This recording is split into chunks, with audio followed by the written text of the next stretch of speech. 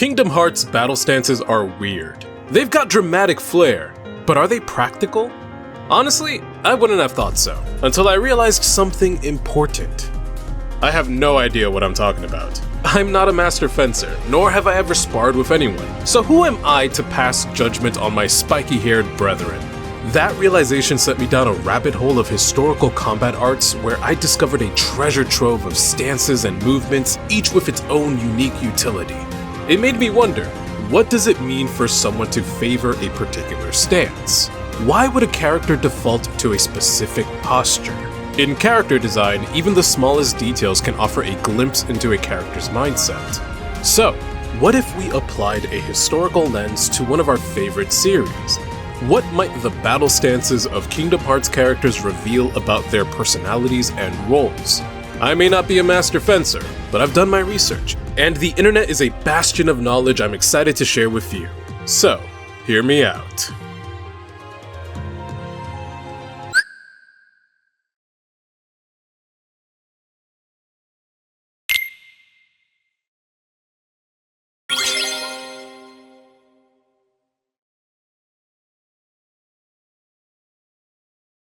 Sora is a defender, a fighter motivated to react to the world's violence to protect the people he cares about. Hear me out, this brainchild of mine is one of my most successful shorts. I'm not a martial expert, but the internet is a bastion of knowledge for me to present my findings with. I previously said Sora's fighting style resembles a longsword tail stance. This stance is deceptively weak because your body is exposed, but it's powerful due to the ease of shifting between different moves. With a simple hip rotation, you can cover the area in front of you, whether to deflect or attack.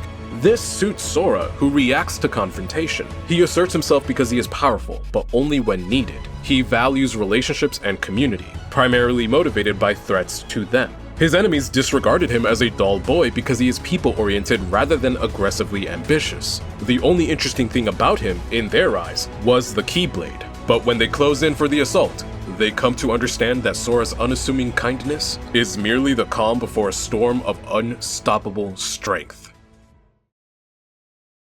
Before we go further, I just want to make abundantly clear that I am not a fencing master. I don't have first-hand experience with wielding weapons. I'm merely someone interested enough in the topic to look it up. You'll be thoroughly informed about the sources I'm using, and anyone with first-hand experience is more than welcome to add on or correct me in the comments below. With all that being said, that's some really cool stuff, right? Now, I'm sure you've noticed that the stance doesn't 100% match Sora's posture. This makes it a good time to get a couple of disclaimers out of the way. For the sake of this video, I focus on the position of the weapon, rather than trying to match the entire body. Kingdom Hearts is a fantasy game I cherish, but it is still fantasy, so I needed to take some creative liberties to deliver some aspect of history, especially considering Keyblades are recognized as swords despite having very elaborate, yet questionable designs, some with no visible edges whatsoever. This is a unique challenge for my channel, so I needed to do like Sora and adapt. I called Sora a reactionary character because he isn't the type of person who is personally motivated to pursue something, despite his insane potential. In each of the games, he has a greater objective, but it's usually in the interest of others.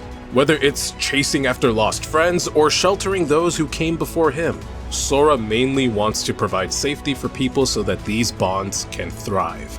It's also why he gets sidetracked in every world he visits. The Keyblade wielder must not meddle with the affairs of other worlds. They must remain neutral.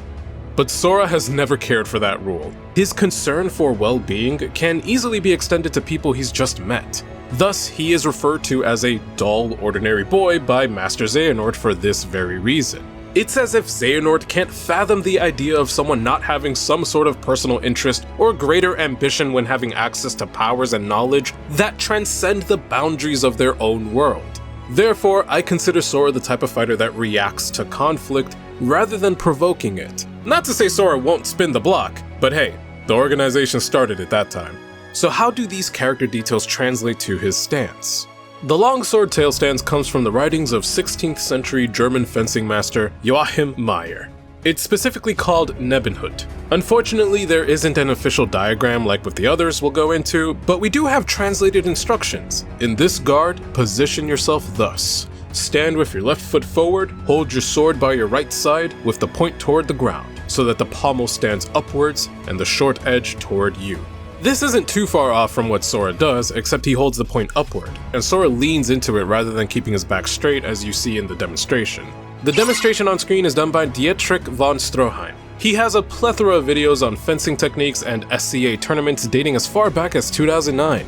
SCA Armored Combat is a combat sport where participants compete in protective body armor to simulate historical combat. Therefore, he speaks from experience, and he describes the tail stance as deceptively weak. And does that not perfectly describe most of the villain's experiences with Sora?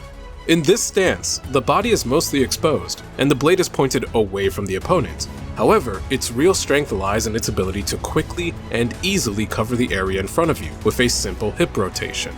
The blade clears the area and can easily transition into a different guard, attack, or even feints if you want to spice things up. However, we must remember that Kingdom Hearts is a Japanese game, so it would make more sense to consider historical Japanese swordsmanship for this analysis as well. I did this for all of my form study videos before settling on the subject to talk about for each individual video. Ultimately, I settled for a compromise between whichever stance is a viable match, and if I had enough information to make a connection with the character. The other stance I considered for Sora was the Wakigamai, one of the 8 fundamental stances you'll find in all schools of Japanese swordsmanship. As you can see on the screen, it has a similar setup to the longsword tail stance. The demonstration is done by Kaz Kobayashi, an actor, sword fight choreographer, and coach from Japan. He runs the channel Samurai Kaz, where he demonstrates the techniques of the Juokin Raishin Kai, and gives general information about the martial art. He describes this stance as a challenge to the opponent because of the exposed shoulder. It's like calling the opponent out to attack you first. It's an excellent defensive posture for you to react by striking from below.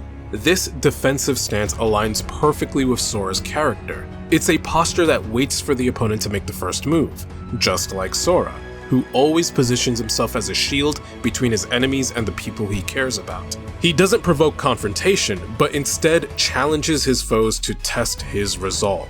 By standing firm, Sora doesn't need to threaten. His very presence dares his enemies to attack, and when they do, they quickly learn that Sora is an unstoppable force they never saw coming. Both interpretations of the longsword tail stance and the Wakigamai are a perfect fit for our ray of sunshine. Whether you lean toward the calculated defense of the longsword tail or the bold invitation of the Wakigamai, Sora makes either of them look cool. So take your pick in the comments below, whichever feels more fitting for him in your eyes.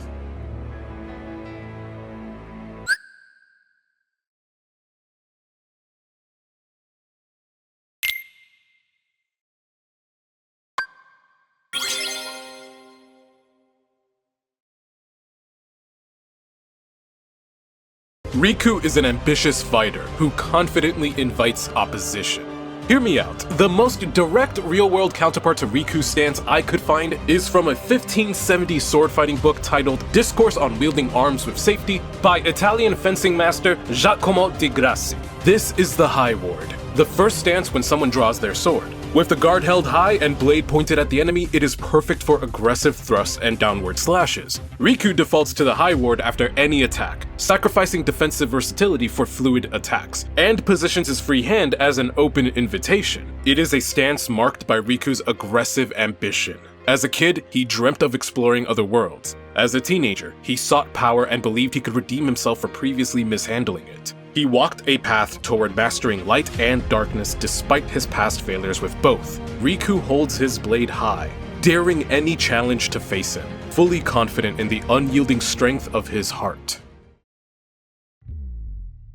I was ecstatic when I made this discovery. It's incredible to see the line between fantasy and reality blur this way. At first, I thought Riku's stance was just something edgy and unique to the character, but to my surprise, it has a direct parallel in real sword fighting. The only real difference is that Riku's legs are reversed. Typically, you'd lead with the leg aligned with your sword for more powerful thrusts. Since Riku wields his blade with his right hand, he should be leading with his right foot to fully match the high ward. The demonstration on screen is from this channel right here. They are a sports association based in Italy who are dedicated to the study and practice of historical fencing. As mentioned earlier, the high ward is from Giacomo de Grassi's writing. If you venture to find his work, you may come across two different titles. The original 1570 work was published as Discourse on Wielding Arms with Safety, but it was later translated in English in 1594 as His True Art of Defense. The distinction between practicality and theatrics. I love it. You can find translations of his work online. The section relevant to us discusses the use of a single rapier. Now, while Soul Eater is more akin to a short sword, as you'll later see with our other entries, fantasy characters often do unconventional things regardless of their weapon type. I call the High Ward an ambitious stance because you wouldn't default to it unless your idea of defense is a strong offense. Giacomo calls it the first stance because it's the natural position your body takes after drawing your blade. From there, it's up to the fighter to choose how they follow through, typically with a strong thrust or a downward strike, since the stance is perfectly poised for both. That's the defense it offers. Unless you're guarding against an overhead swing, your body is only really protected by the threat of your attack. Sure, keeping the blade pointed at your opponent's chest could offer some coverage, but it wouldn't block powerful blows well. The stance would lack leverage for defensive maneuvers. Therefore, a fighter consistently returning to this stance strikes me as if they're ramping up offensive pressure, daring their opponent to make a move that creates an opening for devastating thrusts. Suddenly, I can see Riku's menacing aura more clearly. I imagine holding this stance throughout combat is demanding too. Your shoulder will naturally tire from keeping the blade raised for so long. This feels like the hallmark of someone ambitious enough to threaten anything in front of them. Riku isn't passively reacting to violence. He's the more capable threat, and his opponent would do well to recognize it. Once I identified the ambitious nature of this stance, everything else clicked into place. Riku has always been aggressively ambitious. Unlike Sora, who often reacts to what's happening, Riku has goals for his own development. He wanted to explore the worlds and gain the power necessary to do so. That ambition made him susceptible to manipulation in his first adventure.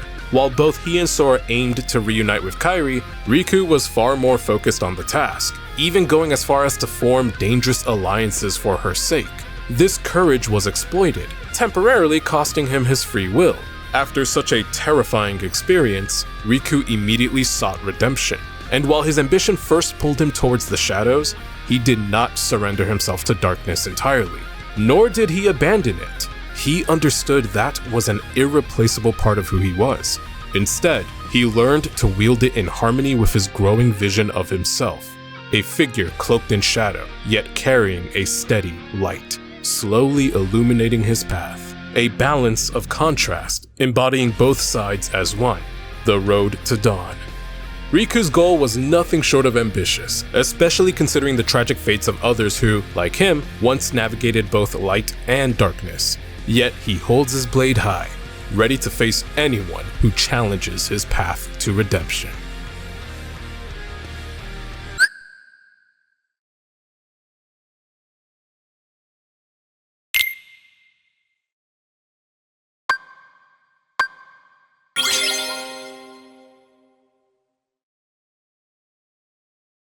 Kairi is a fighter driven by a promise to herself and the person she loves. Hear me out. In Kingdom Hearts 3, her stance mirrors Sora's, which we've noted shares the utility of a tail guard. However, before KH3, Kairi had a more distinct stance, where her blade pointed down toward the ground in front of her. A seemingly foolish move, until you realize her legs are appropriately spaced apart. This resembles a fool's guard, a stance that appears to drop the guard, but deceives opponents into thinking the fighter is inept, baiting them into a fast cut with the back edge or feinting into a different attack. This stance would have suited Kairi well as a former damsel in distress, twisting every bad guy's obsession with her into a tactical advantage. It could have hinted at a counter-heavy playstyle. By KH3, her mimicry of Sora reflects his significant impact on her, showing that Kairi is now inspired to take on responsibility. This evolution in her fighting style signifies her resolve to stand on her own, strike back at those who would use her, and fiercely protect those who protected her. This was my first true reckoning with the challenge I'd face in this series. Kairi fights in only one game across the whole series, and her stance is an exact recreation of Sora's. So, do I simply repeat what's been said before? That would certainly make my job easier. Or do I improvise and bring something fresh for the sake of content? This marked the beginning of the many reaches I'd make. Though looking back, this one wasn't so bad. Although Kairi's actual combat style completely abandoned this stance, it appears it was once considered for her design. Our boy Maya returns with another stance, the Fool's Guard. The demonstration on screen is from The Sword's Path, a YouTube channel previously run by Alon, a HEMA sword instructor and performer from Poland. Alon created guides covering the basics of German longsword fencing and compared fictional swordsmanship to real-life fencing techniques, something that drew my attention for obvious reasons. I especially love his Witcher videos. I just love The Witcher in general. I couldn't port my save file from PS4 to PS5, and all that did was make me excited to start another playthrough. Anyway, the Fool's Guard is generally used to surprise inexperienced opponents or those unfamiliar with longsword combat. However, the threat of a counterattack can still be useful.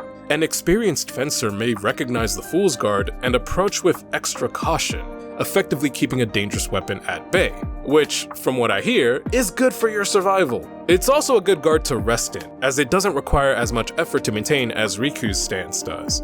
Once I read about this, my mind began piecing together a unique combat style for Kairi, one centered around counterattacks and hidden strikes.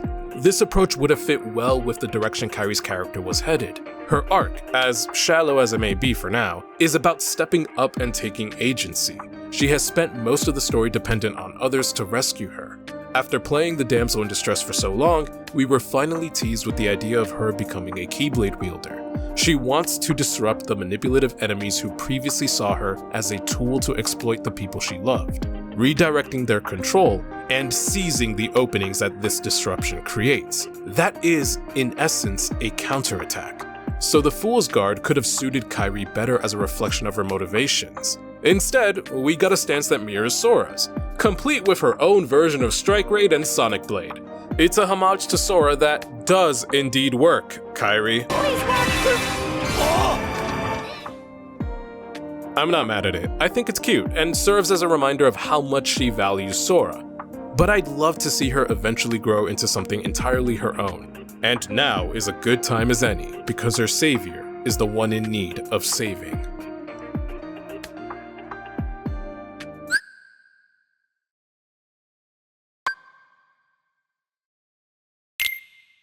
Whoa now, looks like we'll need to hit pause here. This script ended up being 18 pages long, single-spaced mind you, and I've only edited up to page 5 so far. Rest assured, there's still plenty more for me to yap about. With this project, I wanted to do more than just compile the shorts I've made, and deliver you some fresh insights. Hopefully, this also gave you a sense of how much I have to leave out when creating shorts. Although there's so much more to say, I didn't want to keep you waiting too long for a new video. So, if you're excited to see the rest of what I've got cooking, make sure to leave a like and subscribe. Already done that? You're amazing. And if you want to go the extra mile, consider checking out my Ko-fi account. Link is in the description and at the end of this video. Before we close, I wanted to wish you happy holidays and a fantastic new year. Thank you for welcoming me back to YouTube this year. And as always, my people, thank you for watching.